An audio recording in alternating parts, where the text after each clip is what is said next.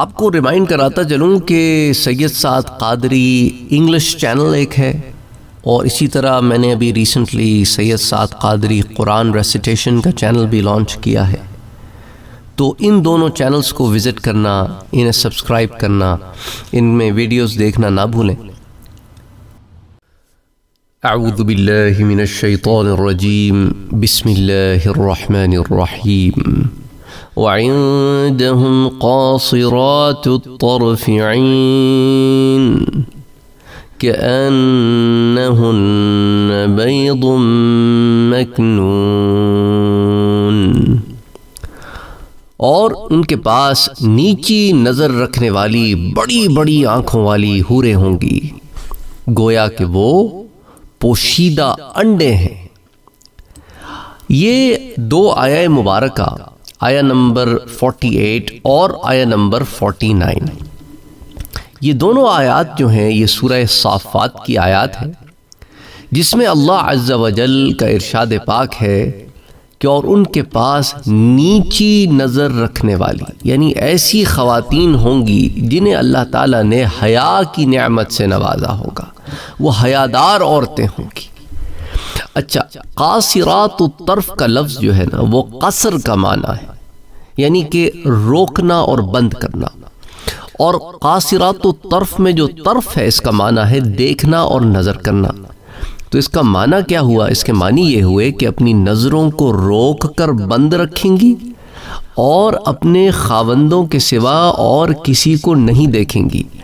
اور اس میں عین کا جو لفظ ہے زجاج نے کہا ہے کہ اس کا معنی ہے بڑی بڑی آنکھوں والی حسین و جمیل عورتیں۔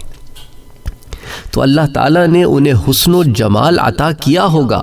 بات ذرا غور سے سننا، دنیا میں کسی کو حسن و جمال عطا ہو اور اس کے نفس کی تربیت نہیں ہوئی ہو تو وہ اسی زوم میں رہتا ہے کہ میں اپنے حسن سے لوگوں کو اپنا دیوانہ بنا لوں گا یا بنا لوں گی۔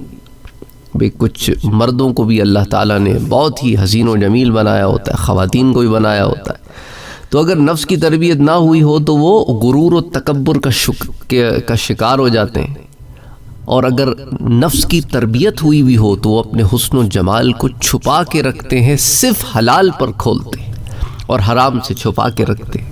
تو یہاں حسن و جمال بھی ہے، بڑی بڑی آنکھیں بھی ہیں، حسین و جمیل بھی ہے، پر شرم و حیا والی ہے۔ اس کی شرم و حیا، اس کی پاک بازی، اس کا تقوی اس کو اس چیز کی اجازت نہیں دیتا کہ اپنی نظروں کو غیر پر اٹھائے یا اپنے آپ کو کبھی غیر کے سامنے عیاں کرے۔ تو اپنی نظروں کو روک کر بند کرنے والی سوائے اپنے خاوندوں کے، اور ساتھ حسن و جمال والی۔ اور اس میں جو لفظ بید کا استعمال ہوا ہے نا، یہ بیضہ کی جمع ہے، اور مکنون کا معنی ہے چھپی ہوئی اور پوشیدہ چیز، یعنی جیسے انڈے میں سفیدی اور زردی اس کے چھلکے کے خول میں چھپی ہوئی ہوتی ہے نا، اور جب تک وہ چھپی رہے گی وہ گرد و غبار اور باہر کی آنے والے تغیرات سے محفوظ رہتی ہے۔ تو مراد یہ ہے کہ جس طرح انڈے کی سفیدی اور زردی باہر کے تغیرات سے محفوظ اور مامون ہوتی ہے، امن میں ہوتی ہے، چھپی ہوئی ہوتی ہے، محفوظ ہوتی ہے، اسی طرح وہ بھی بیرونی تغیرات سے محفوظ بھی ہوگی اور مامون بھی ہوگی، امن میں بھی ہوگی اور حفاظت میں بھی ہوگی۔ اور جس طرح انڈے کی اندرونی سطح سفید پردے میں بند ہوتی ہے، اسی طرح حوریں سفید پردے میں بند اور انچھوئی ہوں گی۔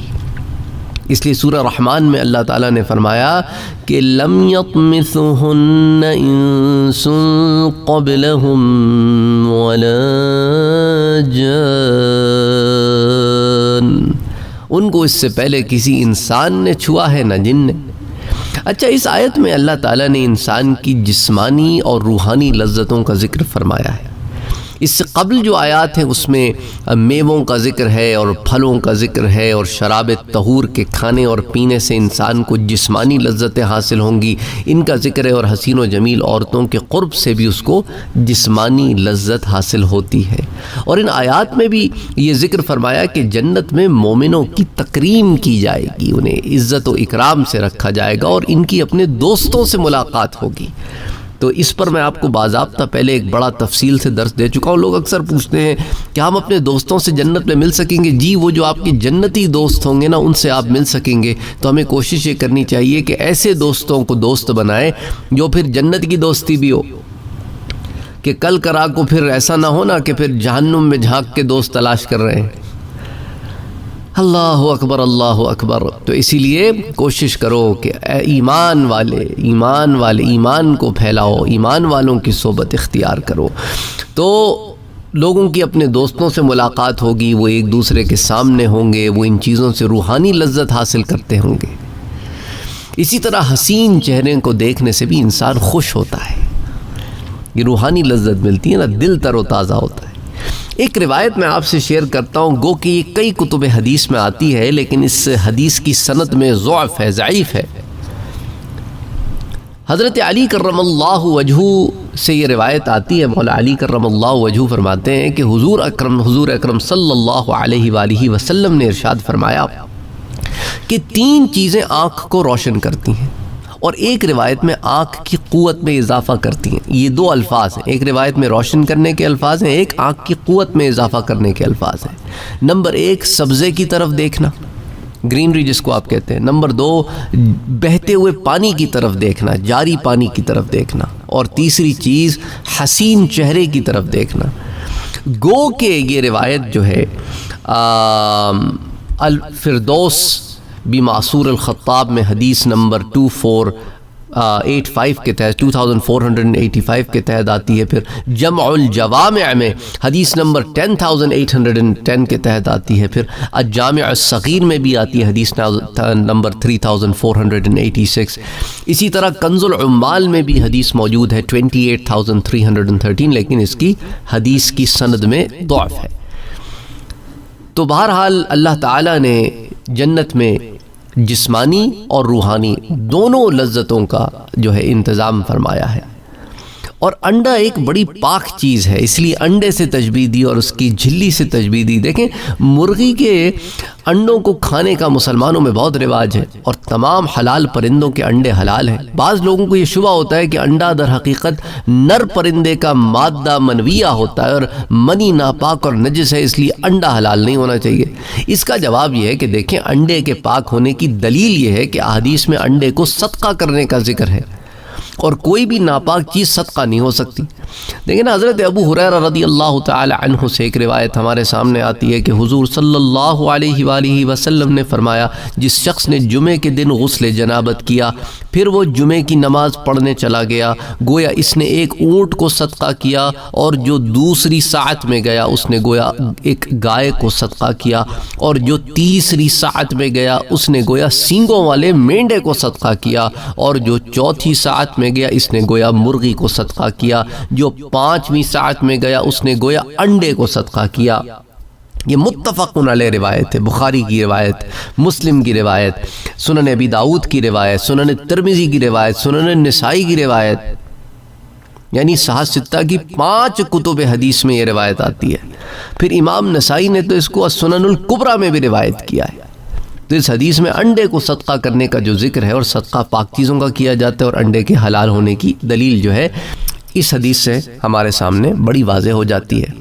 اچھا اسی طرح نا ایک اور روایت آتی ہے، حضرت عبداللہ ابن عمر رضی اللہ تعالی عنہ بیان کرتے ہیں کہ حضور اکرم صلی اللہ علیہ وآلہ وسلم نے فرمایا کہ جو انبیاء سابقین میں سے کسی نبی نے اللہ تعالیٰ سے کمزوری کی شکایت کی تو انہیں انڈے کھانے کا حکم دیا.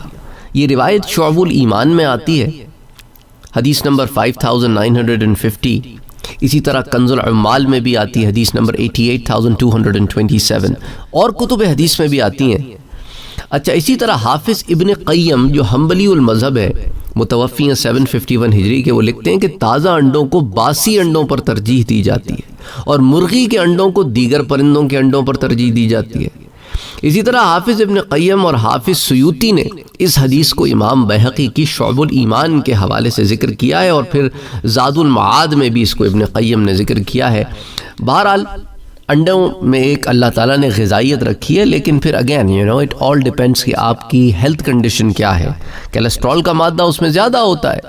اچھا پھر آپ نے پھر ڈاکٹر نے آپ کو جو ریکمینڈ کیا ہے آپ نے اس کو اسی طرح استعمال کرنا ہے. عمر کے ساتھ ساتھ پھر کھانے میں پرہیز بھی بڑھایا جاتا ہے. اچھا کبھی ایسے بھی ہوتا ہے نا جوانی میں ایسے دبا کے کھاتے ہیں کہ پھر بیماریوں کا شکار ہو جاتے ہیں. تو جوانی میں بھی ذرا کنٹرول کر کے کھاؤ تاکہ بعد کی عمر میں بھی کھا سکو. ایسا نہ ہونا کہ بس جوانی میں تو دبا کے کھا لیا پھر کولیسٹرول ہو گیا اور یہ ہو گیا اور وہ ہو گیا اور پھر باقی عمر ساری پرہیز کر رہے ہیں.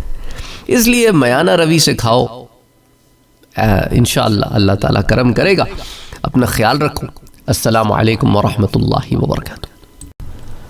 آپ کو ریمائنڈ کراتا چلوں کہ سید سعد قادری انگلش چینل ایک ہے, اور اسی طرح میں نے ابھی ریسنٹلی سید سعد قادری قرآن ریسیٹیشن کا چینل بھی لانچ کیا ہے.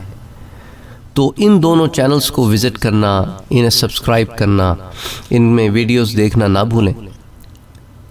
اگر آپ نے ابھی تک ہمارے چینل کو سبسکرائب نہیں کیا ہے تو سبسکرائب کا بٹن دبائیں, بیل کے آئیکن کو پریس کریں تاکہ آپ کو ریگولر نوٹیفیکیشن اپڈیٹس مل سکے اور آپ ہمیں ہمارے لائیو سیشنز میں بھی جوائن کر سکیں. ویڈیو پسند آنے کی صورت میں لائک, شیئر اور کمنٹ کرنا نہ بھولیں.